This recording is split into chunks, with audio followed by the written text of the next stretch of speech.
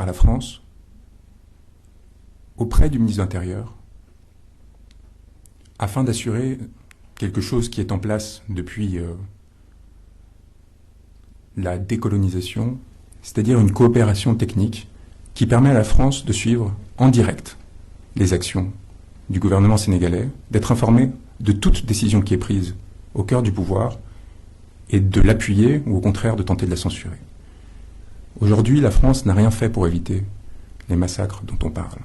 La France a continué à fournir des armes, la France a continué à soutenir le régime, la France, aujourd'hui, accueille Macky Sall sans avoir fait une déclaration condamnant les violences en question.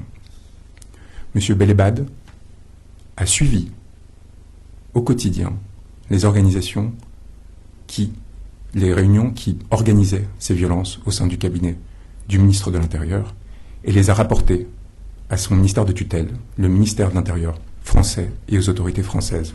Il est donc complice de crimes contre l'humanité.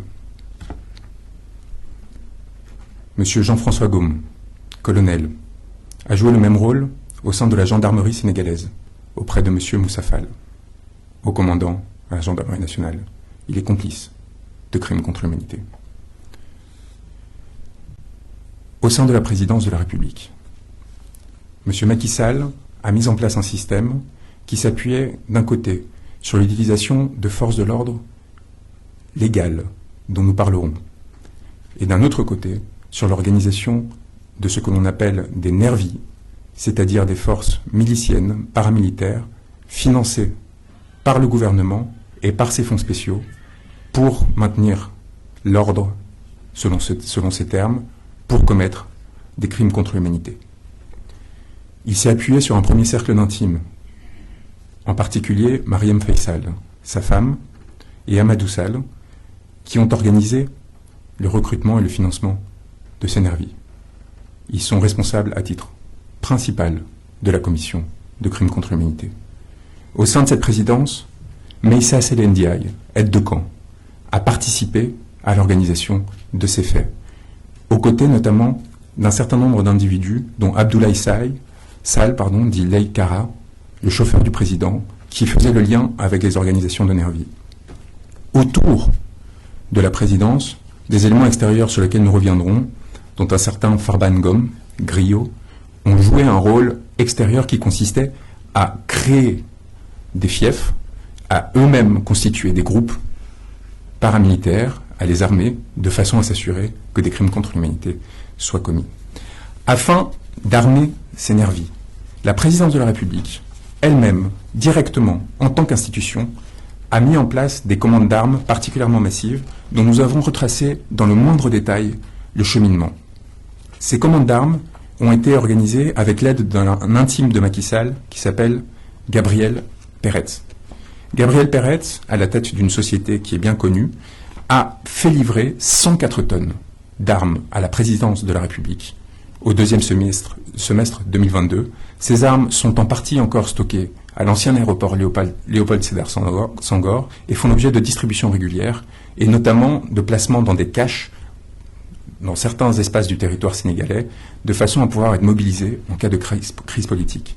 Ces 104 tonnes d'armes constituent principalement des munitions pour des armes lourdes et des armes légères, ainsi que des armes légères qui ont été livrées et qui sont à disposition de la présidence en dehors de tout contrôle démocratique, comme s'il y avait la possibilité de s'approprier ces faits-là.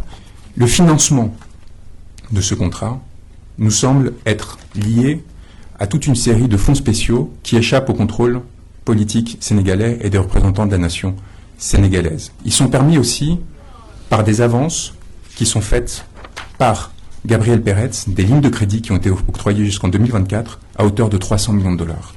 Nous avons une attestation de la maison militaire de la présidence de la République, du colonel Adama Gaye, complice de crimes contre l'humanité, pour avoir, je cite, je sous-signais, colonel Adama Gaye, gouverneur militaire du palais, certifie par la présente que les matériels énumérés ci-dessous, fournis par la société Adecon Ltd, seront exclusivement réservés à l'usage du palais présidentiel.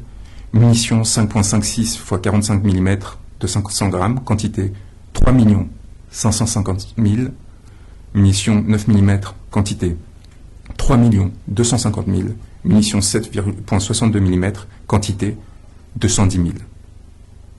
Plus de 7 millions de munitions, je cite ce document de la présidence de la République, de sa maison militaire, signé par Adama Gaye, 7 millions de munitions exclusivement réservées à l'usage du palais présidentiel, livré, document signé 11 octobre 2022.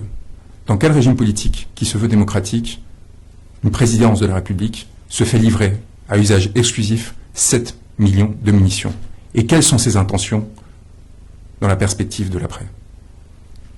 Gabriel Peretz a procédé à ces livraisons qui proviennent de Saint-Pétersbourg, de la Russie. Nous avons retracé le moindre cheminement de ces munitions et de ces armes et la façon dont elles ont été livrées à Dakar. Et il y a procédé dans le cadre des très nombreux liens qu'il entretient avec la présidence du Sénégal et avec M. Macky Sall, et il est donc complice de la commission de crimes contre l'humanité. M. Gabriel Peretz, qui est de nationalité belge, mais qui habite aujourd'hui en Israël, a été accompagné dans son travail par Marcel Zuckerman et par Biram Koulibaly, un aviateur sénégalais, qui a représenté la société AD dans l'opération dont il est question. Il nous apparaît que cette commande a été réceptionnée par la société sénégalaise d'ETL, 6 Ouest Foire, au numéro 45 à Dakar, qui est détenue par un certain Halil, qui se trouve être un ami très proche d'Amadou Sall, qui est, à ce titre, complice de la commission de crimes contre l'humanité. Nous avons jusqu'au manifeste des conteneurs, nous avons jusqu'à la signature du capitaine qui a transporté ces armes, nous avons tous les éléments qui permettent de prouver l'existence de cette livraison et la présence de ces armes encore aujourd'hui à l'aéroport Léopold Senghor. Nous avons l'ensemble des réservations qui ont été faites par M. Peretz au Pullman de Teranga, sa présence notamment à la veille des événements de mars 2023 au Sénégal, probablement pour les préparer, et les conséquences qu'il aura à subir. Nous connaissons aussi le nom de ses collaborateurs, les personnes qui l'ont appuyé, et les conséquences qu'ils auront à connaître du fait de cette complicité, aux côtés d'un autre homme d'affaires, évidemment Tierno Ndomba, dont vous avez tous entendu parler, et qui a joué un rôle cardinal dans un certain nombre d'opérations particulièrement étranges, pour rester modeste dans mon expression, d'ordre militaire, de commandes d'armement, qui ont été livrées, là encore, en dehors, dans le cadre de contrats de gré à gré, et qui complètent les éléments que nous avions déjà, qui permettent de déterminer l'existence d'autres contrats de cet ordre-là. Cela avait déjà fait débat dans l'espace public. Vous vous souvenez de ce contrat de 45 milliards de francs CFA avec le ministère de l'Environnement et le ministère des Finances. Nous avons donc les moyens qui sont apportés aussi via la société Norinco chinoise, qui a travaillé sur un certain nombre de ces contrats d'armement, à la présidence. Nous avons la structure de la présidence avec, au cabinet civil, un certain nombre d'individus particulièrement responsables et qui ont été impliqués au premier chef dans l'organisation de la répression et de la légitimation des violences qui ont été commises. Nous avons évidemment les responsables que tout le monde connaît, comme Mahmoud Saleh, comme Daouda Diallo, Abdoulaye, comme le général Joseph Mamadou Diop ou Mohamed Dionne. Mais nous considérons que les plus responsables au sein de cette présidence ont été évidemment le général Mbaye Cissé et Oumar Wade, qui a été nommé le 6 avril 2023 dernier, dans un contexte particulier, ce qui, à notre avis, est le signe qu'il a eu une certaine difficulté au sein de la présidence pour maintenir son autorité du fait des événements, et ce qui a amené à l'organisation d'un certain nombre de désignations. La commission de violence à des fins politiques exige une impunité. Elle exige aussi d'effacer les preuves de ces crimes. Elle exige enfin un discours qui permette de les justifier. Le ministre de l'Intérieur vous en a fait la démonstration à plusieurs moments. Nous avons découvert que cette organisation discursive, cette tentative de légitimation des faits que nous sommes en train de vous présenter, au sein de la présidence, a été mise en œuvre notamment par Yorodia, qui est le coordinateur de la communication présidentielle, mais aussi par Eladji Malik Gueye et Wandifa Dramé. Au niveau de la communication, ceux-ci ont travaillé de façon coordonnée avec le porte-parole du gouvernement et avec d'autres instances pour s'assurer qu'il y avait une légitimation des actes qui étaient commis. Au niveau de l'organisation de l'impunité, Le rôle évidemment d'Ousmane Khouma, qui est notamment important comme conseiller juridique du président de la République dans l'organisation de la légitimation du troisième mandat, mais qui est aussi important, a un rôle cardinal dans la désignation des magistrats, pour s'assurer que les procureurs, que les juges n'enquêtent pas, et pour s'assurer que les enquêtes qui sont lancées n'aboutissent pas. Car il y a encore au Sénégal des magistrats et des fonctionnaires courageux qui essayent de faire la vérité, mais ce que l'on a vu et ce qui a été établi, c'est que depuis mars 2021, aucun des événements, je dis bien aucun des événements qui sont constitutifs de crimes n'ont fait l'objet, sinon de poursuites, du moins de procédures étant arrivées à leur terme, plus de 26 mois après les faits, ce qui nous amène aujourd'hui à mettre en œuvre la présente saisine. Nous en arrivons maintenant à l'organisation de l'appareil répressif.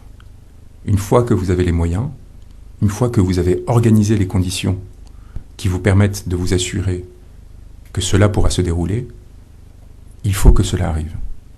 Et nous avons évidemment, à ce titre, nos deux principaux suspects, les personnes les plus importantes dans la commission de ces crimes et encourant la plus lourde responsabilité. M. Antoine Félix Diome, ministre de l'Intérieur, et M. Moussa Fall.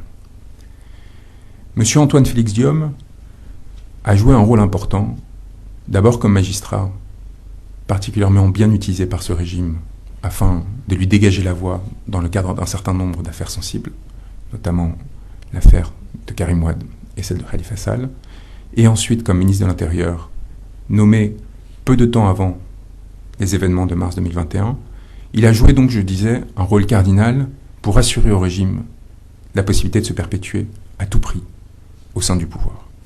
Monsieur Antoine Félix Diome a tenté en mars 2021, comme entre les mois de mars 2023 à juin 2023, de prétendre que des forces occultes étaient responsables des crimes qui étaient commis au Sénégal. Cela, en soi, est constitutif d'une participation de crime à un crime contre l'humanité, pour la raison simple qu'il s'agit non seulement évidemment d'un mensonge, mais d'une tentative de légitimer et de masquer